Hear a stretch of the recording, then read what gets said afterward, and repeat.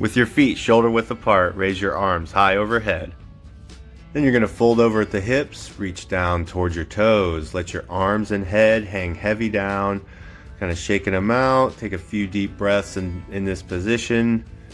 In through the nose, exhaling through the mouth. Again, deep breath in through the nose, pushing those ribs out.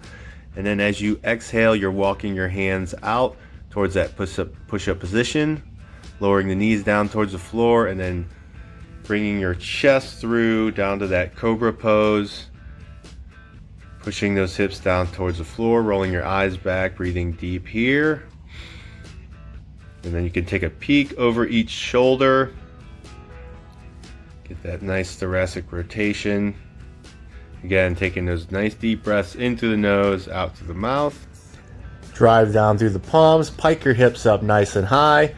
And from here, you're going to go into pike walk. So in that pike position, driving your chest down towards your toes as you pedal your heels to the floor one at a time.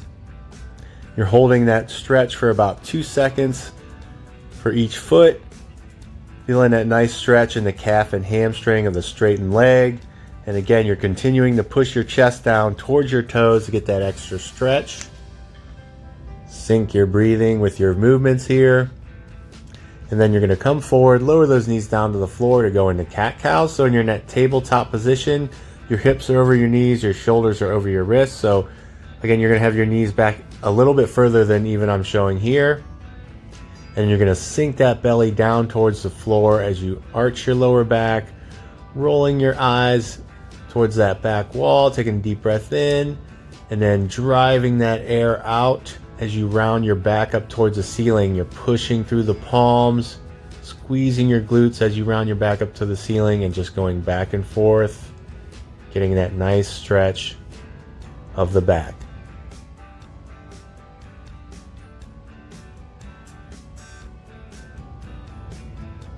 Finishing up that rep you're on, you're going to step those feet back into push-up position, and you're going to go into Spider-Man step. So bring one foot forward, lower that same elbow inside the heel. Getting that nice stretch in the hamstring by pushing that knee out, and then you're going to rotate that hand open, reaching for the sky, and then draping that arm overhead as you take a deep breath in, exhaling as you relax. Again, deep breath in, and then exhaling as you straighten that arm out. Taking that foot back, piking up in between, and you're going to switch sides. So again, taking some time, lowering that elbow inside the knee, feeling that stretch in the hamstring, pushing that knee out to feel that nice extra stretch, and then rotating to reach, draping that arm overhead, pushing those ribs out as you inhale, and exhaling as you relax and bring that arm straight back. So you're going to do one more to each side. Taking nice big deep breaths in through the nose, out through the mouth throughout these movements.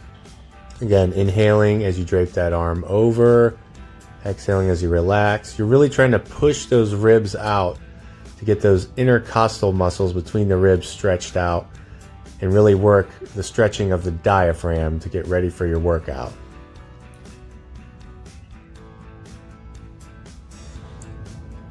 Inhale, pushing those ribs out. Exhale as you reach up high.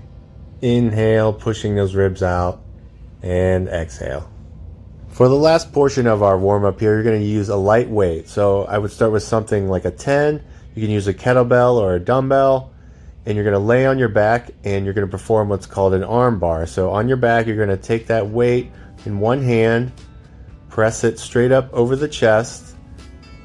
You're going to reach that opposite arm overhead, and then pivot your entire body over that side. So the idea here is to open up your chest, open up your shoulders. You're going to rest your head on that opposite arm. And as you're in this position, you're holding that weight straight up and just dipping that hip down, little pulses down towards the floor. You're going to try to get that hip as close to the floor as you possibly can. You're going to go for 10 pulses on one side, then you're going to rotate back over, take that weight down to the chest, switch hands, and then you're going to go on to that other side.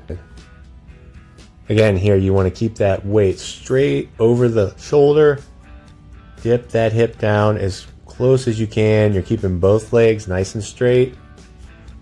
Trying to get that chest towards the floor as well. Should really feel a nice stretch in the chest and shoulders as you go through those pulses. Deep breath in through the nose, out through the mouth.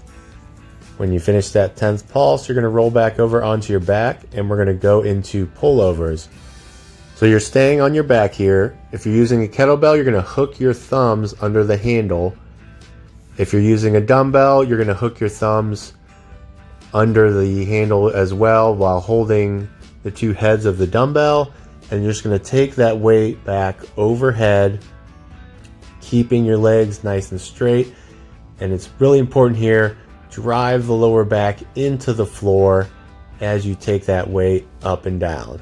Again, deep breaths in through the nose, out through the mouth, controlling that movement, driving the lower back into the floor, staying nice and flat.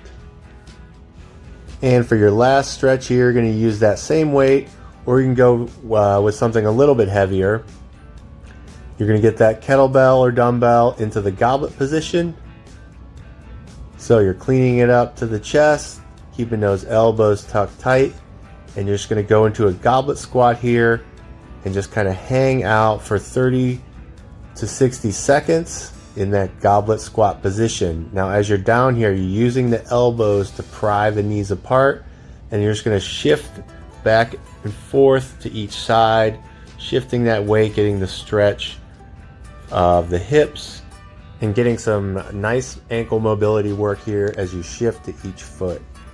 You want to try to keep the heel on the floor on the side that you're shifting to as much as you can. It may come off a little bit, but that's okay. You may find as you sit into the stretch more, you get that heel down to the ground.